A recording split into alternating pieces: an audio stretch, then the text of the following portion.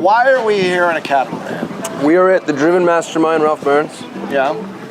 Which I think at this point it's fair for me to say is the best marketing mastermind in the world. Because I've been told that enough by enough people that would know. So Driven plants a flag on the ground and says, you know what? There's some amazing masterminds out there. Not all of them are marketing masterminds, but of the marketing masterminds, the entrepreneurial masterminds, I think we win. This is the one. We took the cake.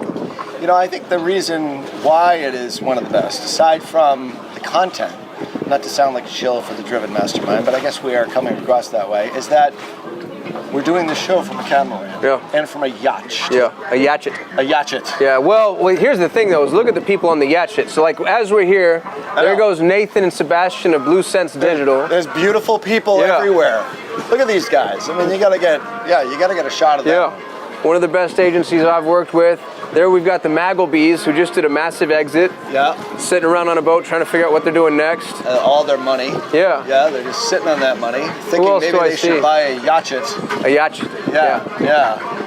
But I want a yachet. You know what, dude? It's funny. We looked it up earlier. They're not as expensive. How much? There's Mike Arcee of GSD. Yeah. Probably one of the most visible agency owners in the fitness space now, especially now that old what's-his-fut's got out of it. Oh yeah, that guy Hormozy.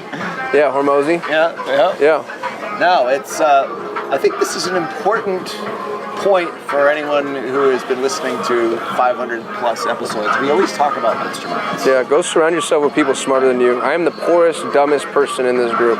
That's by a standard deviation. I'm actually dumber and poorer. Yeah. Because you did an exit and I haven't done an exit. You haven't. So, no, you still have your equity though, so you have more potential power than I do. I cash my check. That makes me smarter. Yeah. Definitely probably makes me a little bit dumber, but the point is you surround yourself with people who are smarter than you.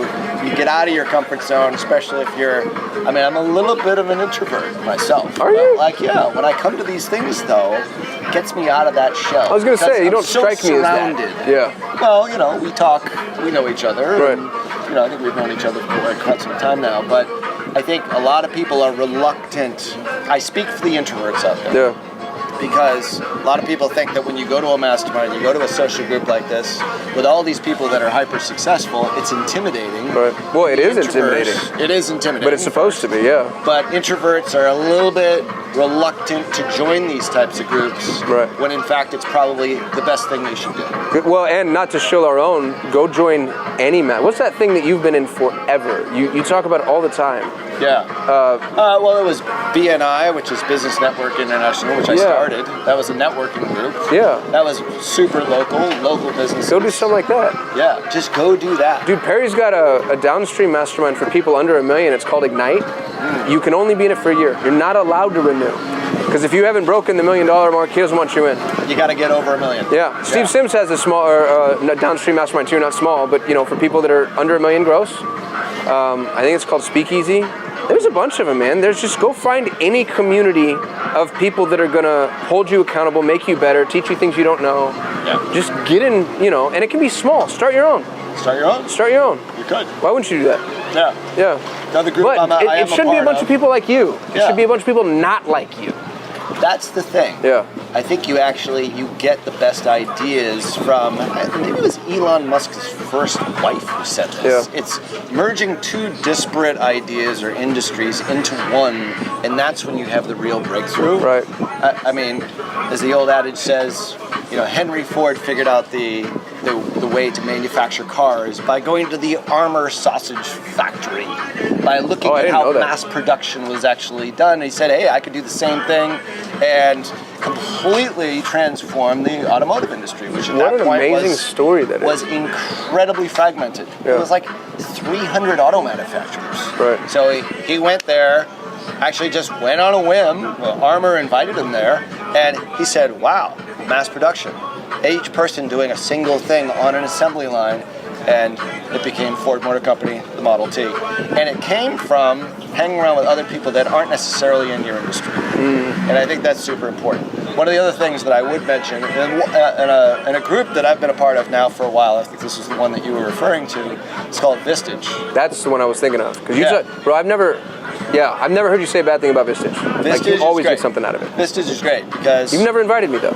Well, it's in Boston. You'd have to come up to Boston. Yeah, I'm not doing that. Yeah, I know you don't like the cold weather. Right. Yeah, well, one day I'm just going to kidnap you and bring you up to Well, Boston. you also have to be tough to be in Boston, right?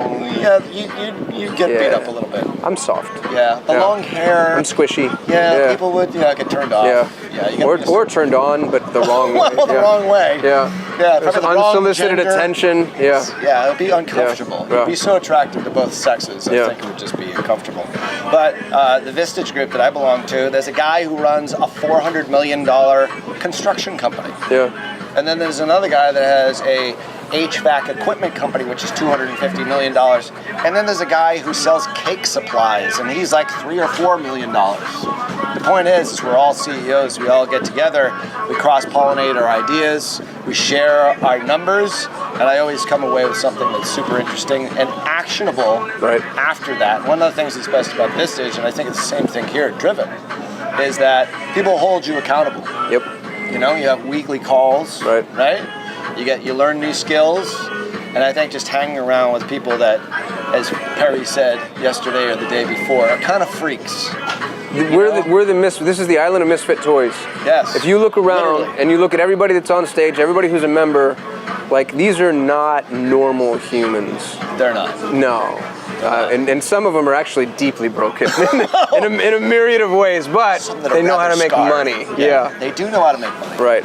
And that's what I like about masterminds like this one, is that you guys are unabatedly and unabashedly all about making money. Make money. Which is very cool. Yeah.